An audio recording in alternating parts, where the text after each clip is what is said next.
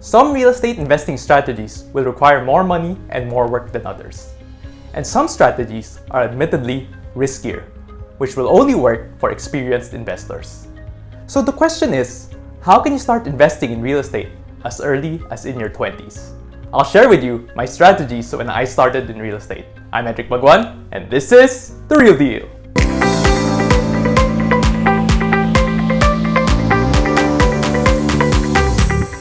When we're in our 20s or 30s, most of us don't have much financial resources yet.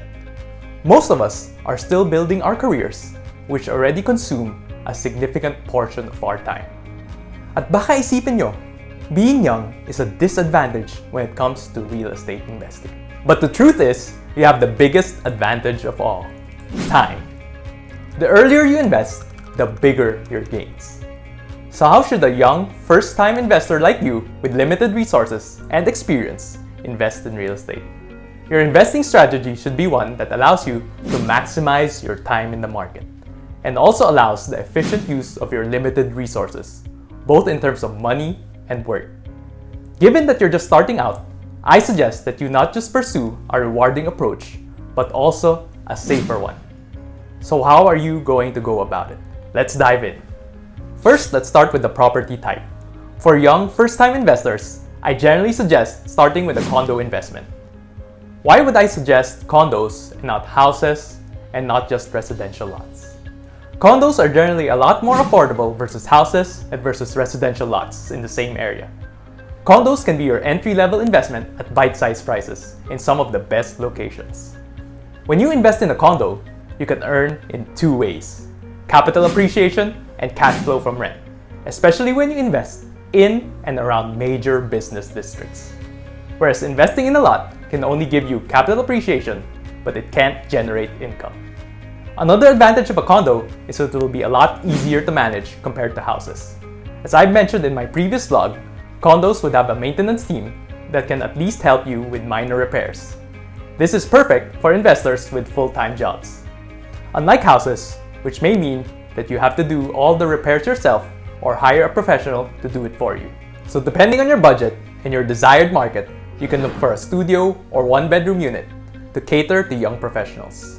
If your budget permits, you can even invest in a two-bedroom unit if you want to cater to starting families who generally have more stability.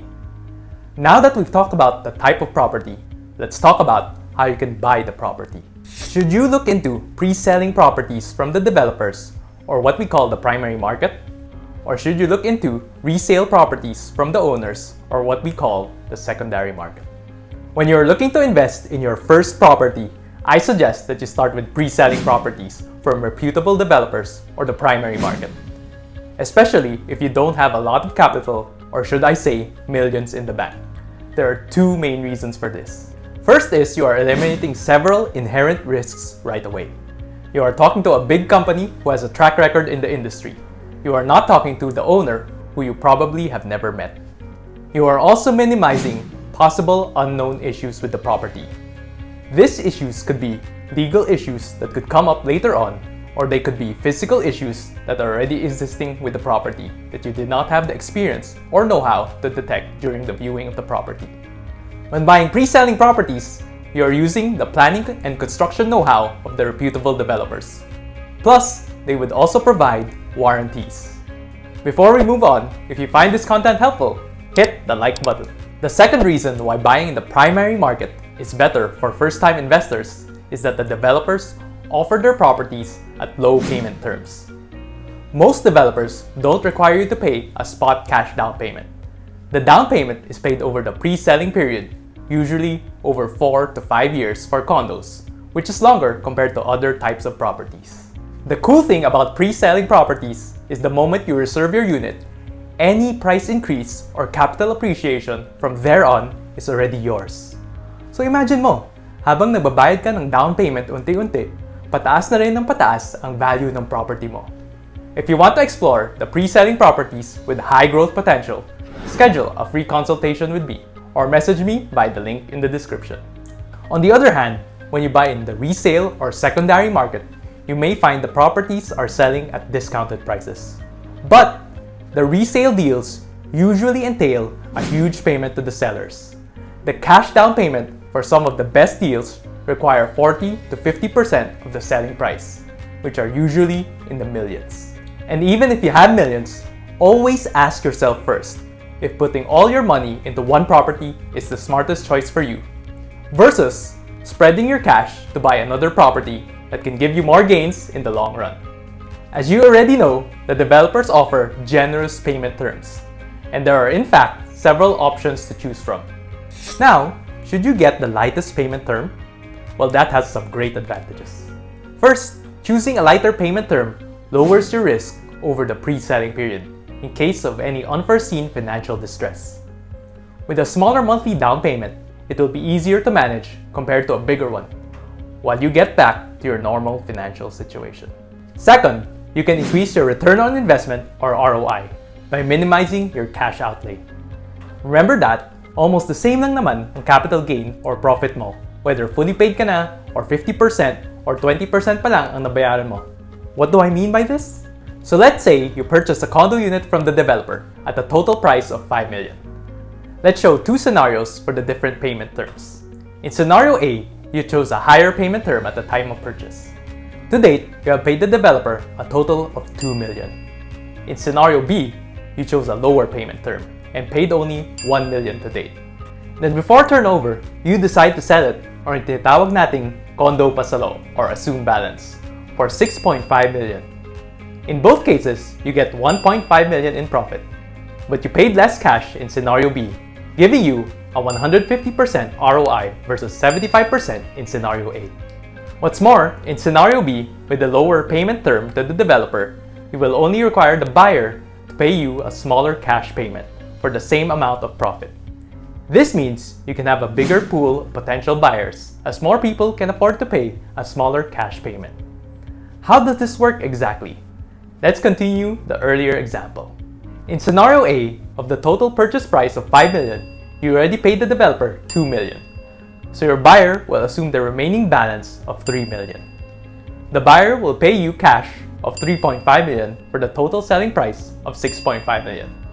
In scenario B, you just paid the developer $1 million. So the buyer will assume the remaining balance of $4 million and pay you cash of only $2.5 million for a total of $6.5 million. But what if you don't want to sell it before turnover because you see great potential in the property long term to earn more capital appreciation and rental income at the same time? Kung mas maliit ang down payment, di ba mas malaki naman ang home loan? This brings me to the next strategy on home loans. When you're young, time is on your side, and you can afford to take on more debt for bigger potential gains. And if this is just your first or second investment property, the finances are still relatively easy for you to manage. But the big question is, should you get a shorter term or a longer term? I would suggest getting a longer loan term. When you are in your 20s or 30s, it's possible to stretch your home loan up to 15 to 20 years via bank financing. Longer term means lower monthly amortization. And lower monthly amortization entails two major benefits. Similar to what I mentioned earlier, this would put you at less risk in times of unforeseen financial distress. It is definitely easier to manage a lower monthly amortization versus a bigger one. In addition, a lower monthly amortization frees you up with more cash, which you can put into more investments, perhaps another pre-selling property, that will make you more money in the long run. This strategy of maximizing the power of leverage is something that I discussed in detail in another video. Check it out. I know some of you may argue that a longer term will incur more interest. Yes, it's true, but the more important question to ask yourself is, can I make more money with the cash freed up versus the additional interest from the longer home loan? For me, the answer is yes. Home loan is a very powerful tool. If you know how to use it wisely and properly, then it will work to your maximum advantage. So there you have it. That's exactly how I started my first real estate investment in my 20s. What I have presented are just suggestions on how you can maximize your gains in the long run and how you can be more efficient with the use of your resources. Whichever strategy you decide to pursue, the key is knowing what you are getting into. So which strategy would you take advantage of? Let me know in the comment section below. See you guys next time! Thank you for watching. If you want to inquire about the pre-selling developments that I offer and get sample computations, you may visit my website or send me a message on my Facebook and Instagram. I also offer a free online consultation. I put the links in the description box. And if you want to learn more about real estate investing, please subscribe to my channel and check out my other video.